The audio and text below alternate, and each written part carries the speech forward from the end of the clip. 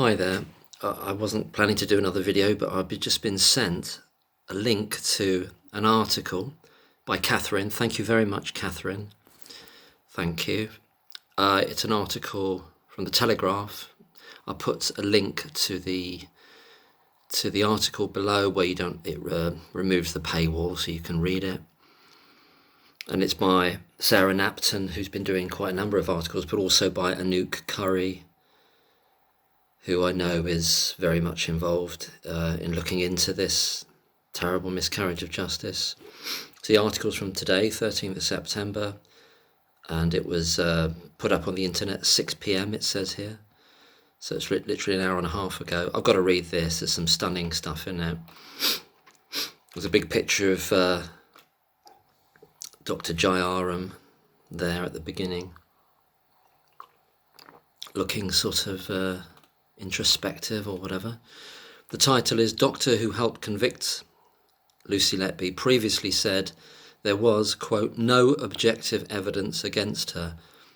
The subheading is, "At nurse's trial, Dr. Ravi Jayaram was said to have caught her, quote, virtually red-handed, close quote, dislodging a breathing tube from a baby."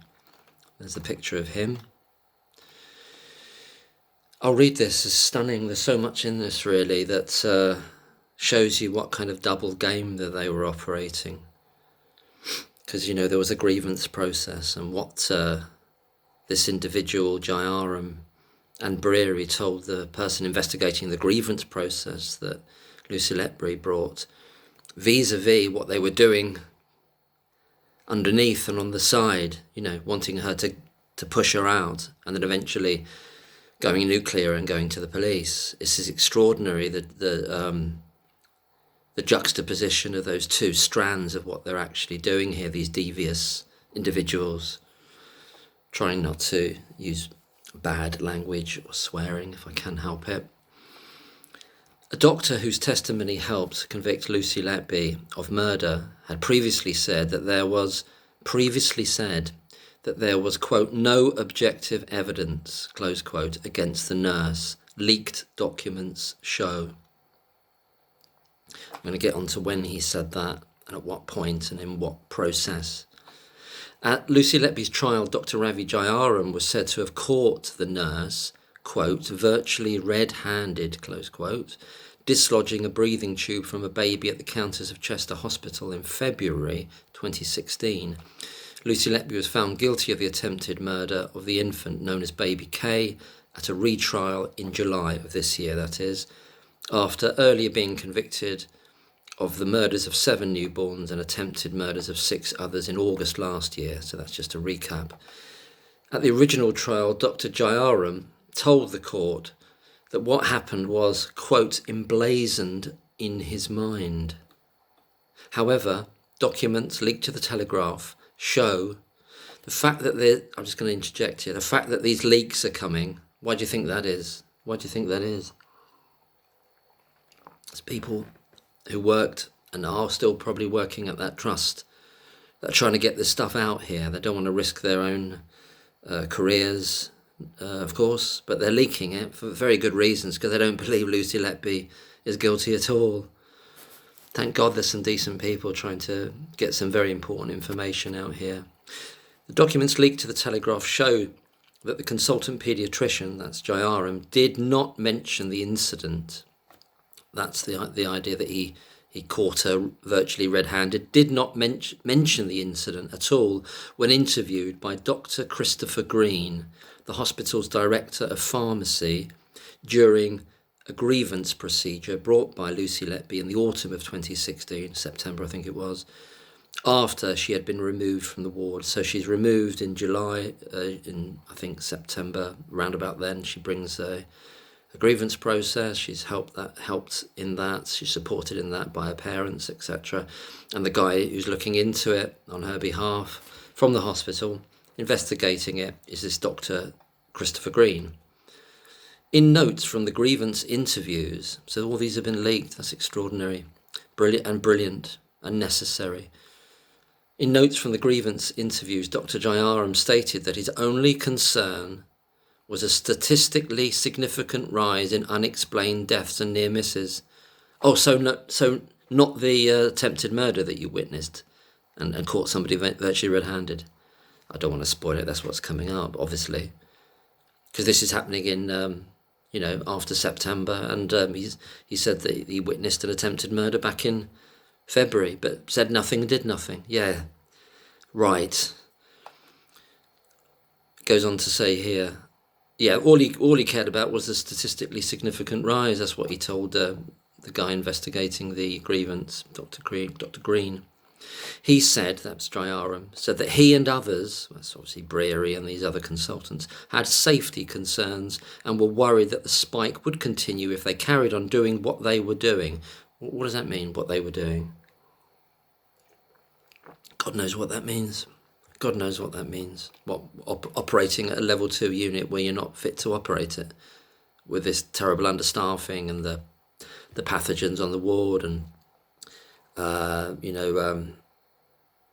all that sort of thing, and the cots too close together, awful understaffing of doctors and nurses, too many babies, not enough experience, doctors, not enough experience, nurses at any one time to look after the high acuity babies that they have, Pseudomonas aeruginosa on the taps, and no doubt spreading throughout the ward because of the leaking pipes and the backing up of sewage into the unit on a number of occasions. Is that what he means by that? Well, he didn't make it explicit, which is what they always do when they've got a lot to hide. I'll carry on. Dr. Jyaram said, quote, "The only concern raised about Lucy was that she had been exposed." This you won't believe this. This is extraordinary. So this is happening after they've got her removed from the ward, remember? They've got her in this admin job. So they've achieved what they wanted to do, Jyaram and Breary, particularly those two, but the others as well, but particularly those two. They've got her out. So they're kind of fine with it now. And this tells you that they never really wanted it to probably go to this, but they went nuclear with the police because she was coming back. And that's what they couldn't stand, and that she'd won the grievance and they had to apologise to her. That's the driver and the motivation for this here. I'll calm down because I'm getting a bit emotional. Dr. Jyaram said, this is extraordinary. The only concern raised about Lucy was that she'd been exposed to so many deaths, so he cares about her well-being, Jyaram is saying here. And there was a feeling that, quote, it might be traumatic for her. Come on. Jesus Christ, what snakes these people are. That's what he's telling the guy investigating the grievance, that he's worried about her. Not that they want to get rid of her at all costs, at any cost, because they're bullying her and they're scapegoating her and persecuting her. Not that, just that they're worried about her. And this ties in with something else Jyaram said, which came up in another article, where he says, I wasn't angry at Lucy Letby. I was angry at the system. Come on, please. Jesus Christ. I've got to read that again. He said to Dr. Green, Jyaram said, the only concern about her was that she'd been exposed to so many deaths, and Jyaram thought it might be traumatic for her.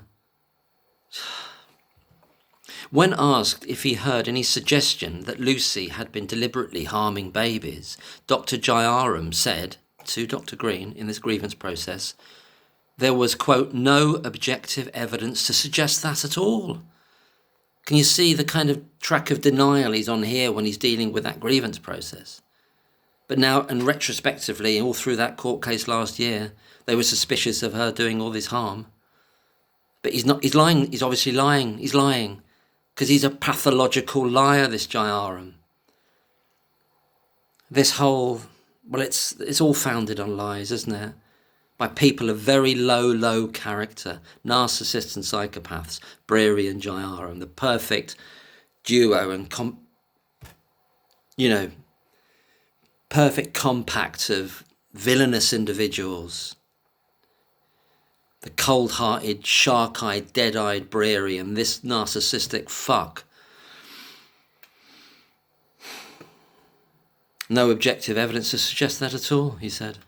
He added, the only association with was Lucy's presence on the unit at the time. Anything else is speculation. Yeah, you're damn right it's speculation. And that's what this whole thing has been built on. Absurd, ridiculous, unfounded speculation. Then there's this picture that they've used here, poor Lucy Letby being arrested and taken from her home with you can see the trauma on her face. It's just I find it upsetting to see that picture. Somebody being tortured by the state, essentially, by the agents of the state, by this corrupt bunch of bozos in the police.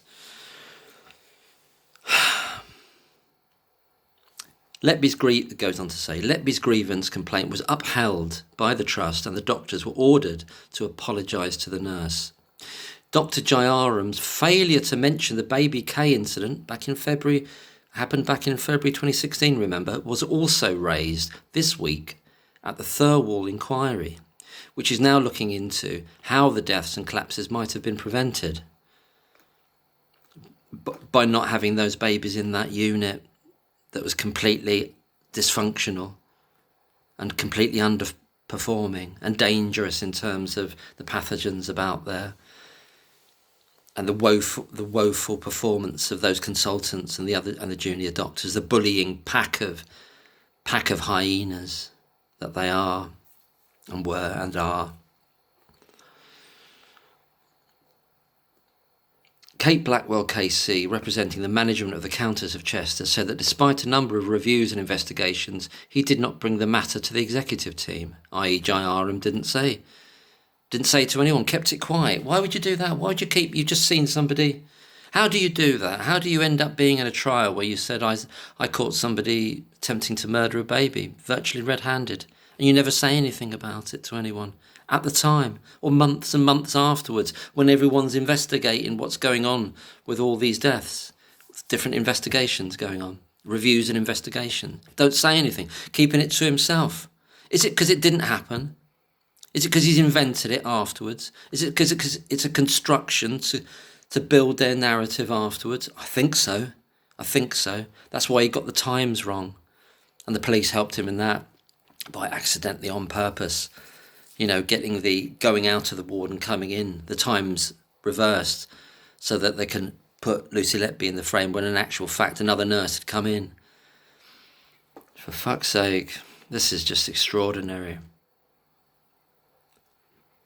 Quote, there was never any suggestion by Dr. Jayaram that he had witnessed an event in February 2016 involving Lucy Letby that raised suspicion about her behaviour to child K, she said. That's Kate Blackwell KC at the Thirlwall inquiry. If that's not damning. And then they try to turn this bastard into a hero.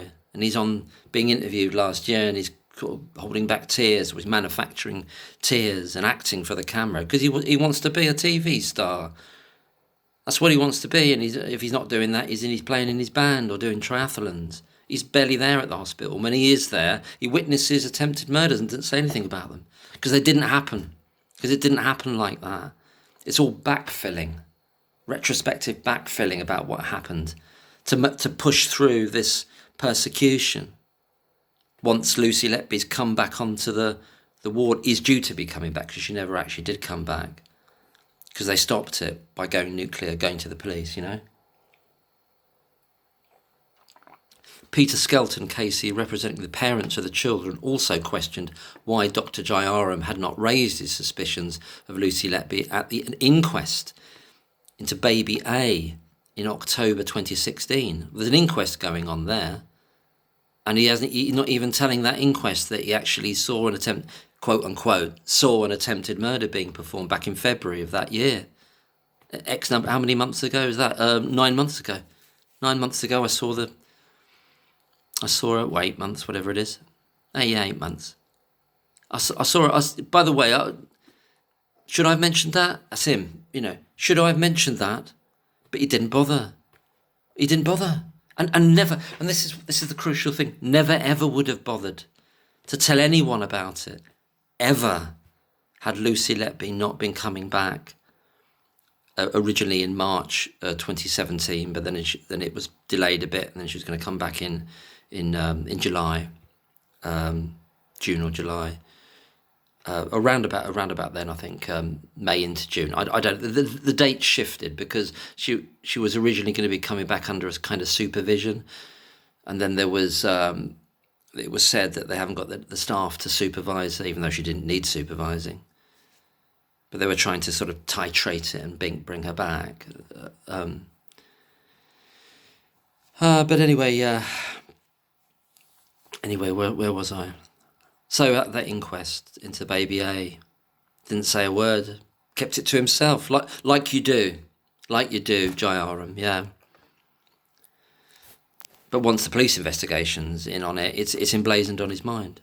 And once he's in court, trying to get an innocent person sent down for life, whole life tariffs, it's emblazoned in his mind then. It's so emblazoned in his mind that he doesn't tell anybody about it for the best part of a year. Or more than a year. More than a year, isn't it? Until he tells the police later, in 2017. Oh, come on, it's just absurd. Peter Skelton goes on to say, okay, this is at the Thirlwall inquiry. Dr. Jayaram gave evidence under oath at the inquest, but for reasons that will require justification. I wonder if they push that, though. I wonder if they make him do it, or are they going to protect him? Because he's a hero, remember? He's the one that nearly cried on the interview. This bastard, this narcissistic bastard. But for reasons that will require justification, when they gave evidence, no one told the coroner that there had been a concerning cluster of deaths at the hospital. That this... Sorry, what's that mean? No one told the coroner that there had been a concerning cluster of deaths at the hospital, that this... Oh, it's a mistake in the text here. This was being investigated, and most critically, that there was concern that a member of staff is involved and was harming babies deliberately. Yeah, it's a bit of a mistake in the text. Yeah, nobody told him, You'd think you would, wouldn't you? There's an inquest, and, oh, by the way, I saw attempted murder. Do you think I should mention it? No. I'll save that. In my back pocket, Jayaram's thinking, until I really need it. And when does he really need it? When Lucy Letby's coming back after winning the grievance and he's had to apologise to her. He would have never have needed it had she not been coming back, had she accepted her role on the island of lost souls, as he puts it, or left the trust entirely. Jesus wept. Dr. Jayaram's evidence played a key role in the trial, and retrial of baby K, although the prosecution also presented substantial medical and statistical evidence for Letby's guilt. That's the only bit in this article I wholly disagree with. I don't think there's any medical or statistical evidence for Lucy Letby's guilt at all, for any of the cases, specifically not for the baby K case. So I'm not sure what that's doing there, but anyway, the rest of this article is brilliant. I just disagree with that 100%, Substantial, what does that mean? It's completely, it's being ripped to pieces, all of it, every part of it, as it should have been if Myers or the defence had the ability or the will or made the decision to bring a raft of the necessary experts to defend Lucy Letby in the courts, which is what his job was to do, rather than not bring any. And to have one there, Michael Hall, who's brilliant, who's lately been speaking out even more and stating publicly, Michael Hall, the neonatologist, who was ready there to go but wasn't called by Myers. He's been saying and making it clear that he believes very publicly, while this Thirlwall inquiry is going on, that Lucy Letby clearly didn't have a fair trial. And this idea that Thirlwall said in her opening statement, all these criticisms being made by people who weren't at the trial, well, that doesn't apply to Michael Hall, does it? Doesn't apply to him, Professor Michael Hall. He was there throughout it all, just wasn't called by Myers. Why is that? We don't know. It's very weird. Well, it's worse than weird. It seems criminal to me. It gets worse. Well, it just carries on here, look. The leaked documents also show that 8 that out of 8 staff, interviewed by the Trust for the grievance process, only 2 voiced concerns about Letby. Yeah, I knew this. I knew I was right about this. I've been saying this for a long, long time. The spearhead. Only 2 of them voiced concerns about Letby, Dr. Jayaram and Dr. Stephen Breary. That's the 2 bastards here in particular. Breary, a consultant paediatrician. Dr. Breary, he's the real psycho. He's the real psychopath behind this. He's still working. I think he's still up there at Chester. Would you want to work with somebody like that as a nurse, or anybody working with him? Would you want to work with a dangerous shark like that, Breary or Jayaram? Nobody should work with him. People should say, we're not working with you. You've got to go. We're not going to work with you. We'll quit en masse. We'll strike en masse. We're not working with you. You're a danger to people. You've got somebody innocent in prison for life, for the moment anyway. It's not going to stay that way. Dr. Breary was one of the first. Sorry, there's some mistakes in the text here, just the way it's been typed here. Dr. Breary was one, I assume it means one of the first, to question Lucy Letby's presence at unexplained incidents. Well, they're only unexplained because they're after her. And all the other ones that could equally be deemed unexplained, or they don't care about those because she's not on duty for those. Anyway, put that to the side. Lucy Letby's presence in unexplained incidents, and told the trial that he had asked for her removal from the neonatal ward. Yeah, without any evidence of any wrongdoing, without any evidence of any incompetence. That's the witch hunt, which they go on to talk about. But Yvonne Griffiths, the deputy ward manager, told the grievance procedure, right, so this is the grievance procedure, started back in September 2016, told that grievance procedure she thought the case against Lucy Letby was, quote, a witch hunt, which it obviously was, and always has been, and never been anything else.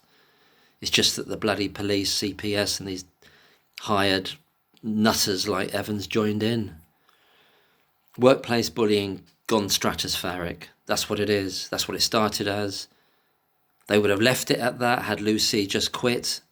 Had Lucy gone sick, had she quit, had she moved away, had she given up nursing, had she gone to nurse back in Hereford where she grew up, they never would have followed her. Nothing would have followed her.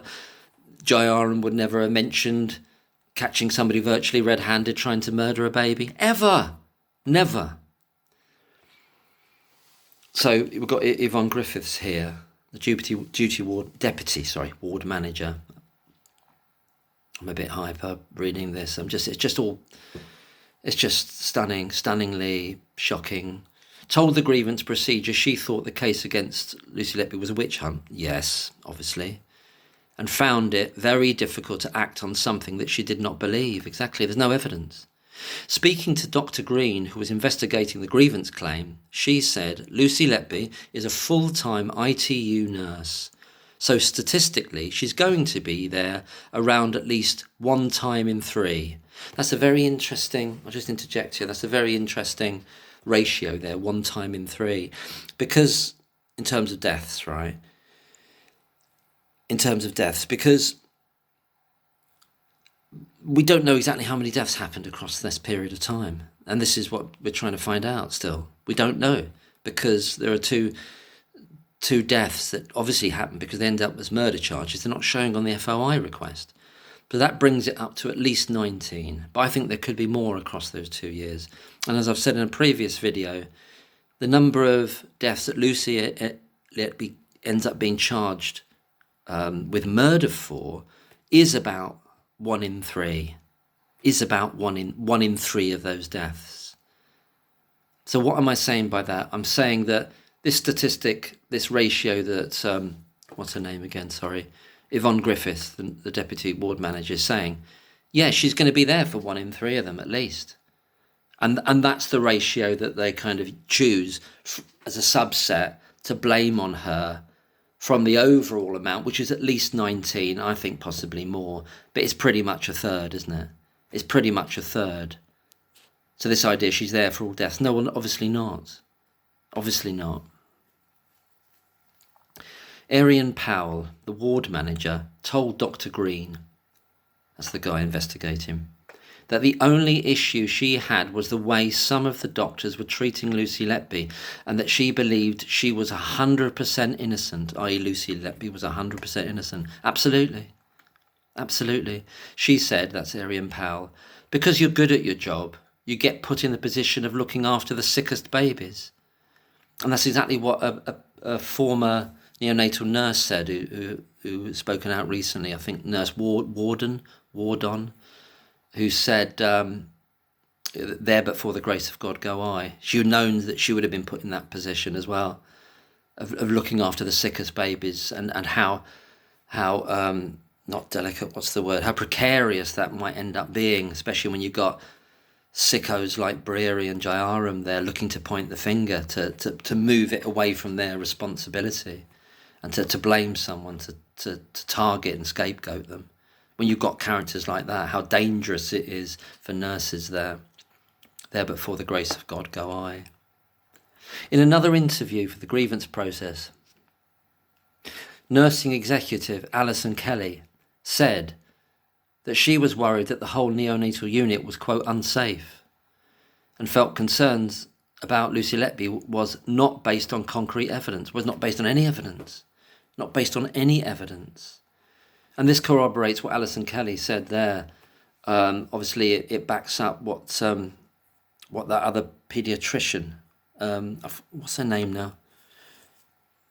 I mentioned it hundreds of times. One of the other paediatricians that wrote to Tony Chambers, Alison Timmis, who wrote the email, which has been quoted verbatim many times, in which they said, nobody's listening to us, it's chaos here, it's unsafe, nobody's listening to us, it's so understaffed, staff are in tears, the result of it's going to be the death of children and the breakdown of others, and mental breakdown of staff who can't take it, no one's listening to us, it's chaos, it's unsafe. That's what Alison Timmis said in that email to Tony Chambers. And she sent that in December 2015. Okay, Dr. Breary was also interviewed during the grievance inquiry and asked whether anything about Lucy Letby's behaviour was suspicious. This next bit is another stunner.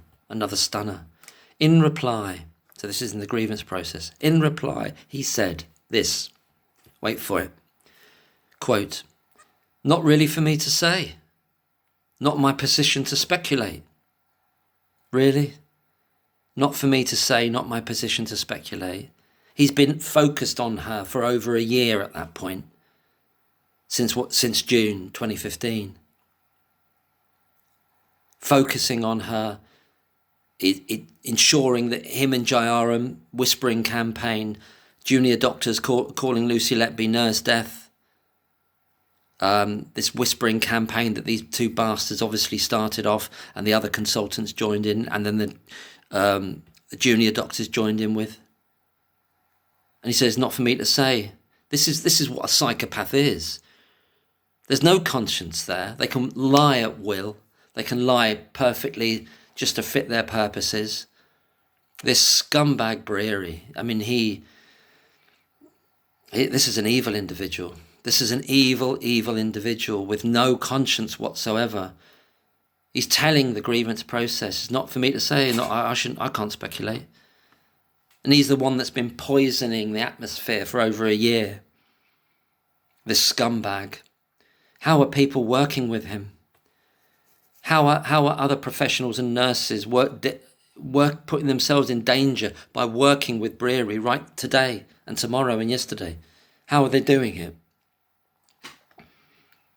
Quote, he goes on to say, "We flagged up an association to the execs between staffing and deaths." Look how bland that statement is, to hide what he's actually doing, which was to get Lucy Letby to bully her off the ward, off the unit, which is what they achieved. At this point, just to remind you, when he's giving these interviews, when he's saying these things, they've achieved their ends. That's why Jayaram and Breary don't have to make a big thing about it, because they've achieved their ends. They don't know that Lucy Letby is going to win her grievance.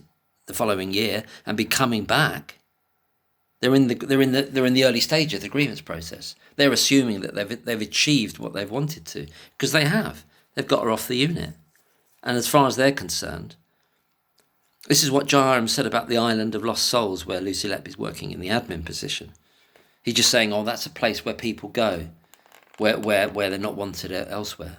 I think probably the majority of them, if not probably all of them, are bullying victims where they've been pushed out by bullying doctors like this, psychopathic doctors like this, in this culture of bullying, in this absolute culture of bullying and thuggishness by these nasty pieces of work. But here, when he's in this early stage of the grieving process, he's very bland. Oh no, we just flagged up an association. That's all it was. But I'm not going to speculate. That's not for me to say. While behind the scenes, he's saying it all the time and spreading it and ensuring, and obviously doing to such a degree that she's removed from nursing duties without anything being established about any poor practice or any lack of competence, because she's never shown any lack of competence.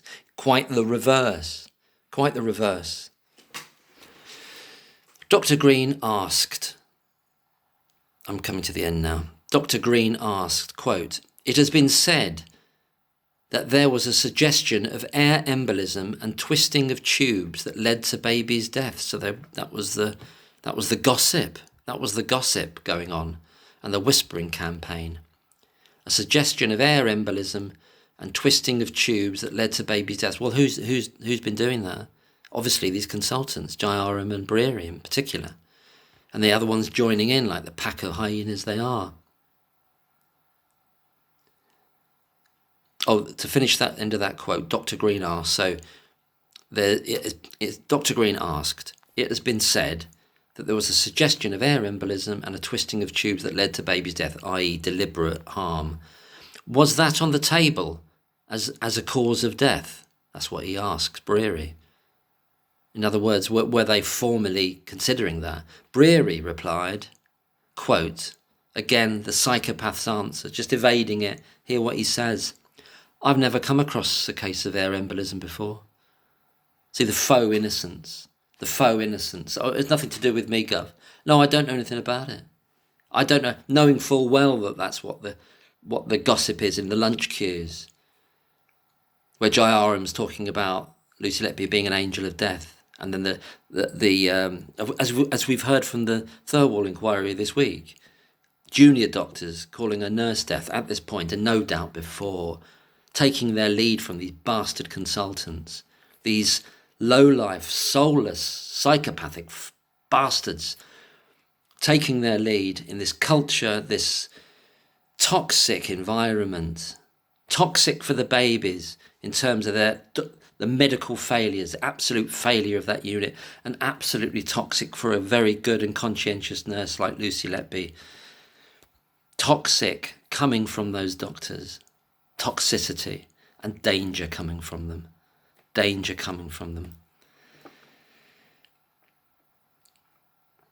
So just to repeat that, I've never come across a case of air embolism before. The bland sweeping it away, knowing that's exactly what they've been whispering. Knowing that, now we know that retrospectively that that's what was being said before the police ever got involved, because they were looking it up. They were looking up. J.R.M. said he was looking up the same Shoe Lee paper that Evans happened to find, and then they get on the same page with Evans, both using that paper, misusing and abusing that Shoe Lee paper to push through eventually the prosecution and the persecution that ends up with the convictions and the miscarriage of justice. Final line in this really stunning, mind-blowing article is the Telegraph has approached Dr. J.R.M. for comment. Nothing else is said there, so I'm assuming answer came there none. Answer came there none. Maybe he will say something at some point, but I'm not sure he will. I think he knows, and I think Breary knows, Evans knows, the police know. It's all falling apart in real time now, day on day on day, more and more people. It's a critical mass. It's falling apart. It's being smashed. It's being eroded in the court of public opinion now, with so many people with a great welter of expertise from all kinds of backgrounds, just saying none of this stacks up. None of it stacks up. There is no reliable evidence at all. It's way, way, way beyond the idea, do you think there could have been reasonable doubt? There is no doubt that any of the evidence has any validity at all. The whole prosecution case is being smashed. It's being smashed into powder day on day. This article is extraordinary. I'll leave the link below. Thank you again to Catherine for sending me the link to it. Please have a read of it yourself. It's just blown my mind. Very interesting to get that dialogue there that was said at the time during that grievance process. Very, very interesting. And just to repeat, how interesting, isn't it, that there's quite a lot of people that either are still working for that trust or did work for it, that are risking quite a bit to get that information out there for obvious reasons, because they know full well that Lucy Letby is innocent. Thanks for listening. Thank you. Bye-bye.